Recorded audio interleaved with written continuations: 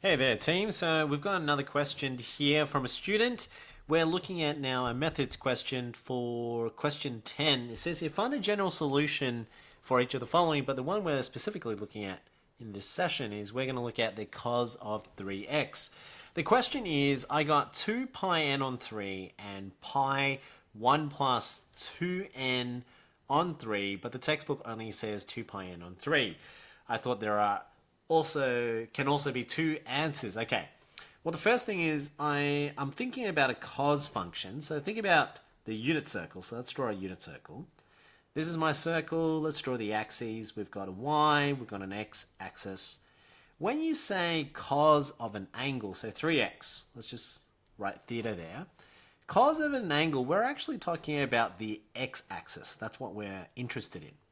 So it's saying that when you go around the circle, so say maybe at this point here, you now have made an angle of theta, right? So you've moved from the x-axis, say starting at 0 degrees, you've moved this angle and it creates this right angle triangle. Now this is key, this part here. This right angle triangle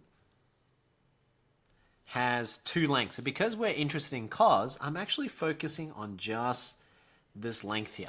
And what they're saying is the length is equal to, so cos of that angle, so what I'm saying here is I'm saying cos of this angle, whatever that angle is, so this angle, which I don't know, whatever that angle is, the length x is equal to 1. Now if you think about it, where on the x-axis do you have the length of 1?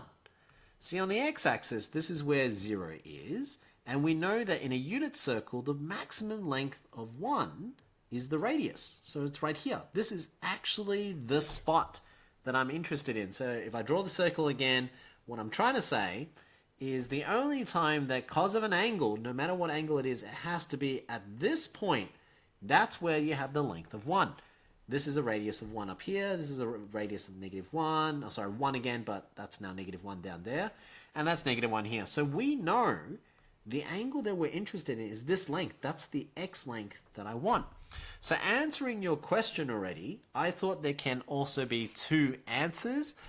Normally, yes. Normally, there are two possible answers in one revolution. But you can see that as I move around the circle, the only time that I can have cos, or the x length, being 1, there's only one spot. This is the only spot where you can have 1. Whereas, for example, had they changed the question and had they said 0.5, for example, so saying when will the x value, so on the x-axis, when will it be half, okay? Since this full length is 1, well, half is somewhere here. This is where half is. This is where -half is, and hence why that's -1 there. That's on the x-axis. So where on the unit circle will I have to be to have a length, x length of half? Well, it has to be, here's one point. That's one point where it can be at half, and here's another one. See, that's the only 2 points on the circle. That's 1, that's 2. Those are the only 2 points, and so therefore when you draw your angle, well, starting from 0 degrees, I would have to go this angle here to get this right angle triangle to have an x length of half. Does that make sense? So then same thing down here, I would have to go down an angle of theta to reach this point, and that's how I get angle of half. So in that case, yes, you would end up with two answers. But specifically in the examples that we're doing now in question 10, they're all at 1 and 1. That's either maximum length in this direction. If it's sine, then it's a maximum length on the y-axis. So that's why you're only going to get one solution. Now let's answer the question there. So we now know the only one, I'm just going to move away from here. So it was cos of 3x is equal to 1.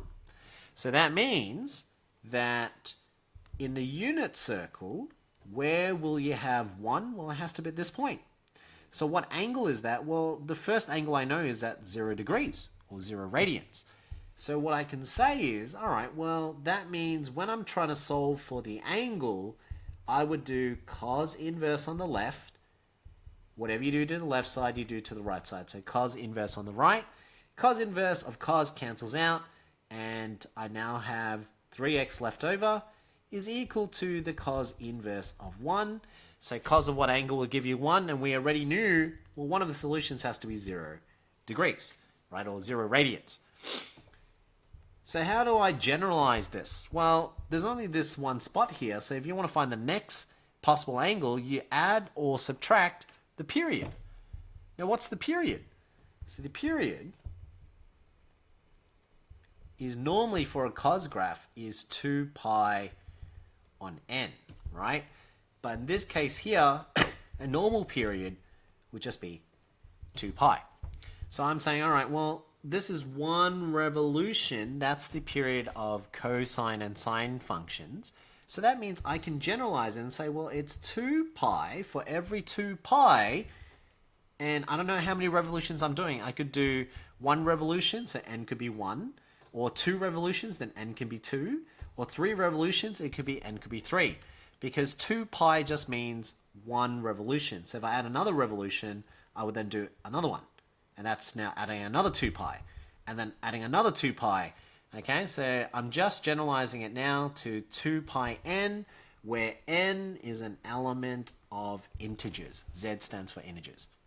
Okay, and so that gives me now 3x is equal to 0 plus 2 pi n, just gives me 2 pi n, and then divide both sides by 3, and I get x, the angle is 2 pi n on 3, where n is an element of z. Okay, so that's why there's only one solution there, because I can't see any other possible answers, whereas your second answer there, this one, you're saying it's at where pi times 1 plus 2n on 3. So you're saying pi, which is normally in a unit circle, pi is somewhere over here. That's where pi is. And what are you doing? Pi plus 2 pi n. Yeah, so you're now working out this length. And that length over there has an x length of -1. So whilst it is a length of 1, it's in the wrong direction. They wanted +1. And so you worked out for -1. That's why you've got 2 solutions, but it's only actually 1. Okay, so hopefully I've clarified that answer. For those of you who don't know how to solve general solutions, this is the key step there, or at least this is the first step. You need to know your exact values to answer that point. And then to generalize, that is going to be key. You're adding on the period and noticing that sine, cosine, and tan graphs have different periods, or at least tan is different to sine and cosine. Okay, but I hope that clarifies. If you have any further questions, feel free to shoot at my email at longtrantutor@gmail.com, or just post a comment in the video below, and when I see it, I will make a video response. All right, good luck to studying, VCE students. This is for maths methods at the moment. All right, cheers.